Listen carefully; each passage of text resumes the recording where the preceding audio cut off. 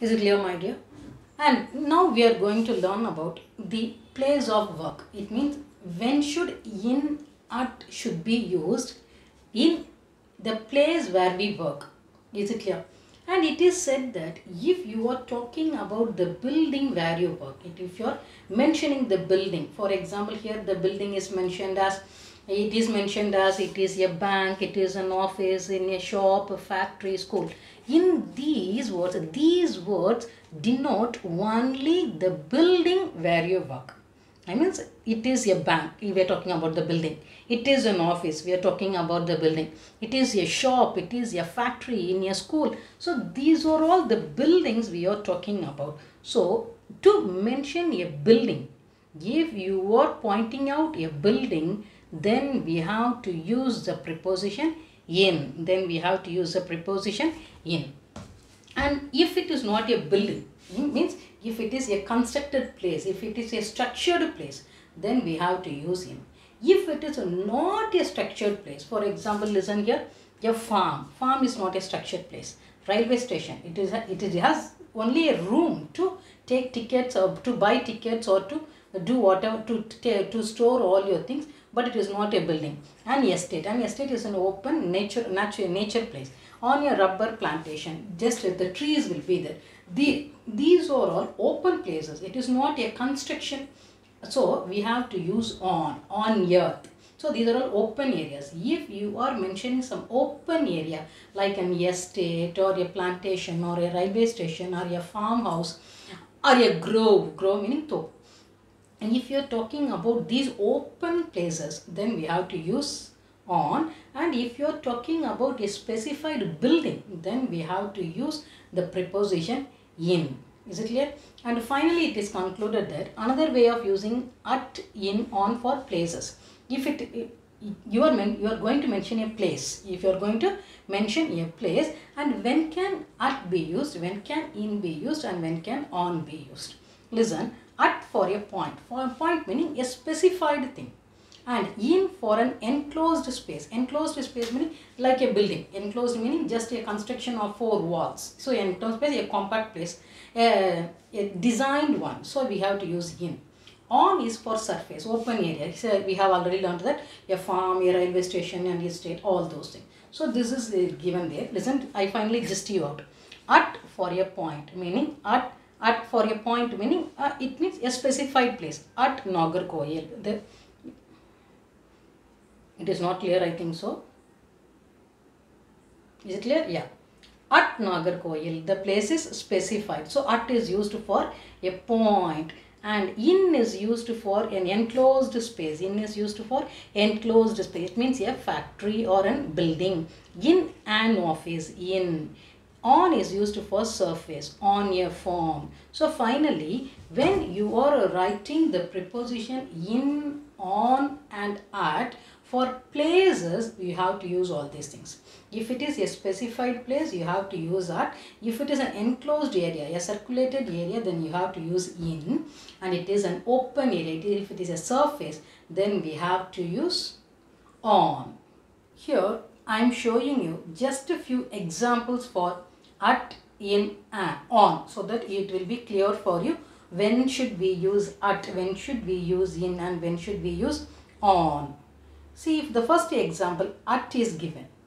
At, the first example is at. See the example. Jane is waiting for you at the bus stop. It means the place is specified. And the next one is, my shop is at the end of the street. It means that my shop is specified that it is at the end. The place is specified. In the street, the particular place is specified that at the end. So we are using at.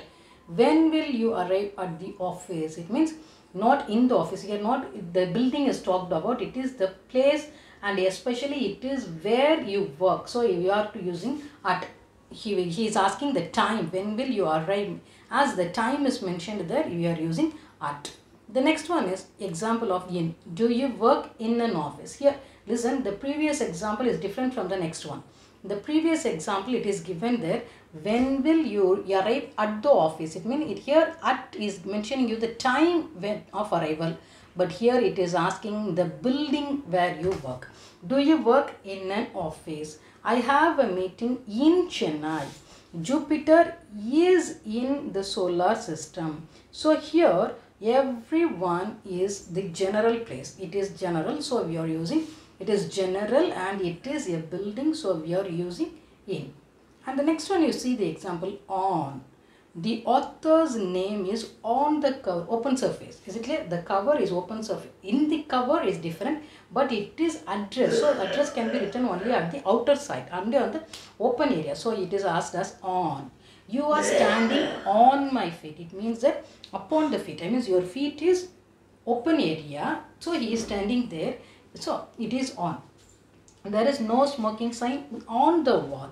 Inside the wall there will be only bricks and cement. So nothing can be there. So it is only on the wall, the open surface. I lived on the 5th floor at MG Road in Delhi. See, in, at, on is given in a single sentence. On the 5th floor, I mean 5th floor, there is a house and I lived in the house. Okay, so 5th floor, it is on the floor.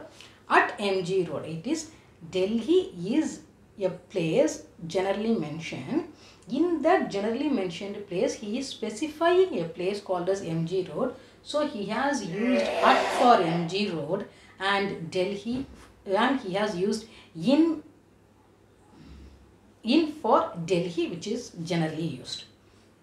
The next one is, which is already given in your book, and you can just go through that. And now we are going to learn about some common preposition where we often commit mistakes. There will be always a confusion between these two. So these examples, few examples are there, and some examples are in your book, which is in page number 44, and I have selected few more examples and I will teach you with this paper. The difference between but and with, we always get a confusion. When should by be used and when should with be used? It is, listen, a person has did a work. For example, I am taking a stick and I am beating a snake. So here two people did the work. One is, I took a stick and using the stick I beat the snake. But my hand did not touch the snake. It is only the stick which touched the snake. So two things are there. When these two things are compared, one is the human being who took the stick, and the next one is the stick which hit or wounded the snake. When these two things are being discussed, if you are talking about me, the person, then you have to use by. And if you are talking about the non-living thing which did the action, then we have to use with. See the example. The bird was killed by the hunter. So the bird was killed by the hunter. Here the human being is the doer. When the human being is the doer, we have to use by. The snake was beaten with a stick. Here the doer is a non-living thing. So we are using with. So if the doer is a living thing, then you use by, and if the doer is a non-living thing, you can use with. Then the difference between and among. There is comparison. There is always comparison. Even your parents compare yourself with your friends. With the comparison, if two things are compared, only two things, A and B, only if two things are compared, we have to use between. And if the comparison is more than two things, 3, 4 and so on, then we have to use among. If the comparison is only between, if the comparison is only two things, then we have to use between. And if it is more than two, then we have to use among. See the example. The property was divided between the two brothers. Only two people are, well, it is a mistake, only 1, 2 should be mentioned. Two brothers, only two people are there. So it is between. Sweets were distributed among the children. It is not mentioned how many are there. It may be 3 or 4 or 5, whatever else it may be. The counting is not mentioned, so we are using the preposition among. The difference between in and into. Just a small example, isn't it? Just listen. If, for example, in and into. It is said that in is used in regard to rest, inside. Is it clear? For example, I told you to take a book which is inside a table. It is clear? There is a book already placed inside the table. So the big book is on rest. The book is on rest. When you mention a thing which is on rest, when you are pointing out a thing which is on rest, which is already there, then you have to use in. Is it clear? And into should be used for motion. Motion meaning the action is going to happen. The same thing I am telling, that keep the book into the table. The same sentence I have used in and I have used into. The first sentence I told you, take the book which is in the table. It means that the book is already inside the table and you have to take it out. It is the action is on rest. The particular thing, the particular noun is on rest. And the next example is keep the book. The noun is the book. Keep the book keep the book into the table, meaning I am telling you to keep the book inside the table. It means that the action is in motion. The action is in progress. The word into should be used. The milk is in the jug. Example, it is the milk is already in the jug. So it is in rest. They are sitting in the room. It is they already went inside the room and they are sitting there. So it is in rest. Pour the milk into the jug. The action is in progress. Pour the milk into the jug. The noun is getting inside. So it is into. She rushed into the room. The noun is in motion. The noun pour the milk into the jug. The noun milk is in motion. She rushed into the room. She is in motion. So we are using into. If the action is in rest, we have to use in. And if the action is in motion, if it is happening at the moment, then we have to use into. The same thing should be followed for on and upon. If the action, for example, we already said that when should on be used? On should be used for open surface. And if the action is already, if the noun is already in rest, we have to use on. If it is in motion, if the noun is in progress, then we have to use upon. Sorry, if it is in rest, we have to use on, and if the noun is in progress, then we have to use upon. See, he sat on a rock. That means the noun, he already completed the work of sitting. So the action is completed. It is in rest. So on. The car pounced into the, the cat pounced into the pounced upon the rat. It means that the cat is doing the work. It is in motion. Here the noun is in rest. In rest we have to use on. Here the noun is in motion. So we have to use upon. Is it clear? The same thing. While mentioning in and into, upon and on, the same thing should be followed. For in and on, it should be used for the action which is on rest. The noun which is on rest. For into and upon should be used for the noun which is in motion, which is in progress. And then in, within. In denotes at the end of future period. Within means before the end of. Is it clear? It means that in denotes at the end of future period means, see the first example. Future period means, for example, today is Wednesday. Today is Wednesday. So tomorrow is also future. It means the Thursday is also future. Friday is also future. Is it clear? Saturday is also future. So it is told that before future, at the end of future period, meaning future, for example, if it is this week's end, if it is this week's end, at the end of this, it means that Sunday till 12 a.m. 12 a.m. you have time. That is at that moment we have to use in. And within meaning it should be before the end of. It means you should not wait till the end of Sunday. It should happen before that. It may be Saturday or it might be Friday or whatever else it may be. Don't get confused. Just I am telling you. He will return in a week. Meaning today he is going. Just consider that today is Monday and he will return in a week. Meaning today is Monday and it may take 7 days time for him to return.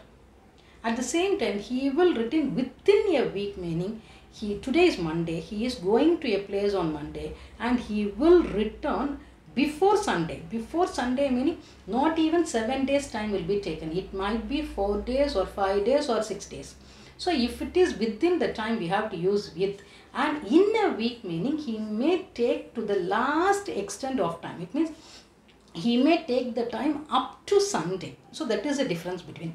If it is not extended, if it is not to the extreme end, then we have to use within. If it is taken up to the extreme end, then we have to use in. And since and for this you might have learnt in your tenses. That is very easy. It means that since and for is mostly it is used for present perfect continuous tense. And while it mentions about time, since and for tells you about the time of the action. If, and most probably it is used to the action which happened in the past, which continues to the present and it carries on to the future. For that we have to use since and for. If the time duration is not mentioned, it means if the time is not specified, since Monday, since morning, since 1996, it means that the time is not specified of how many years. So if the time is not specified, then we have to use since. And if the time duration is specified, then we have to use for. See here, she has been ill since Monday. It means today is Wednesday. Since Monday she has been ill. I mean we don't know. She might recover or she may not recover. We don't know. She has been ill for 3 days, meaning now she is okay. It means for the past 3 days, Monday, Tuesday and Wednesday, she had been ill. So here the time duration is specified that it is 3 days. But here the time duration is not specified. It means that right from Monday onward, that is the meaning. If the time duration is mentioned, it is. If the time duration is not specified, then we have to use since. And if the time duration is specified, then we have to use for. The last example is, the next example is till and by. Till means up to, by means not later than. Both seems to look similar. It means that she stay here till Sunday. She shall stay here till Sunday. She shall leave this place by Monday. What is the difference between these two? It means that she shall stay here till Sunday. It means that she will not stay even a single second after Sunday. It means the deadline is Sunday for her. It means she will not stay there. She shall leave this place by Monday. It means that not the same thing, not later than. I mean Monday will be the deadline. Then how can you differentiate this? It means that if the time duration is limited, meaning if the deadline is given, then you have to use till. If the deadline is not given but the time is mentioned, then you have to use by. Is it clear? It's a slight difference. If the deadline is given that, not more than that, she will not exceed that, then if the deadline of the time is mentioned, then you have to use till. And if the deadline is not mentioned but the time is mentioned, the deadline is not mentioned but the time duration is mentioned, then you have to use by. We often get confused in this. Made from, made of. How can we differentiate this? For example, many things are being made from many different objects. For example, silk from silkworm, and then curd from it, a chair, a wooden chair from wood, a plastic chair from plastic, and then a table, a paper from paper pulp, and a rubber from rubber. All these things are being made. A small difference between made from and made of. When a substance is changed into another, for example, the whole grain of wheat, it is in a form of a grain. If this wheat changed its form to produce a next thing, then it is made from. It means the original form is changed. The original form is changed. Ghee is made from milk. It means the original form of milk is changed into a ghee. So the original form is changed.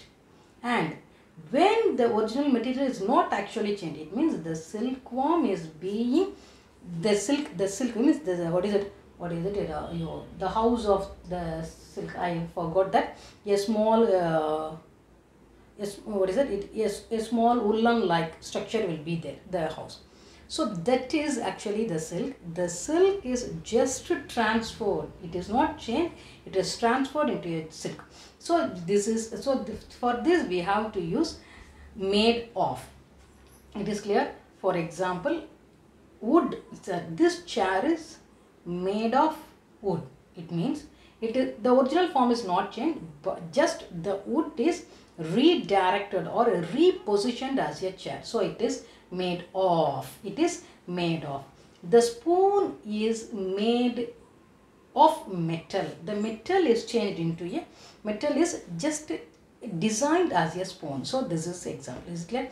If the original form is changed, then you have to use made from, and if the original form is not changed, then you have to use made of. And then angry with a person, but angry at something what he did. Just a small example. If you people did not listen the class properly, I will be angry with you. I will be angry with you. If you people did not write the exam, I will be angry with you. At the same time, I will be angry at your presentation. It is clear? The father was angry with his son, a living thing, a human being, the person who did it. I was angry at what he said, not with the person, but I am very angry, I am very much worried, I got extremely angered by the action he did. For example, to make you clear, if it is a person who made angry, then you use with. If it is a thing or if it is an action which made someone angry, then use at. If it is an action or if it is a word or if it is a doing, then use at. If it is a person which made angry, then you have to use with. It is clear? Then the next one is very common example. Just it is a glance word. You should write in ink, with ink. No, it should not be with. We discussed this matter. Many of us write. We discussed about this matter and all such things. We discussed this matter. She is different from others. Is it clear? He is glad of his success. We are interested in the story. I am pleased with your behavior. These are just some examples for you to understand these prepositions. Is it clear? I hope you would have understood. And now let us go with the book back exercises. See the example. The boy jumped. The action is interest. The boy jumped into a narrow stream. Upsar will meet me on Friday morning. The temple is near the bank. My friend will meet me with his brother tomorrow. There is usually a garden in front of a bungalow. Yuvan has been studying well since childhood. A trekker climbed over a mountain meticulously. There was a skirmish between my brother and sister, only two people. The laudable thoughts were apparent among many scholars in the conference. It is easy to work under the aegis of visionary leader. And task 2. When Lakshmi was at school, she practiced music from Monday to Friday. She involved herself in the school orchestra. She was responsible for conducting many programs. She was very popular among her classmates as she was kind, friendly and helpful. The next example. Before the interview, Solomon was confident of getting the job. He knew that he was qualified for the job.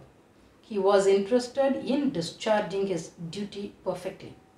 The interview panel was impressed with his attitude and skills. So, after the interview, he was on cloud 9. And let us conclude our session here. The remaining thing we can see in the next class. Thank you.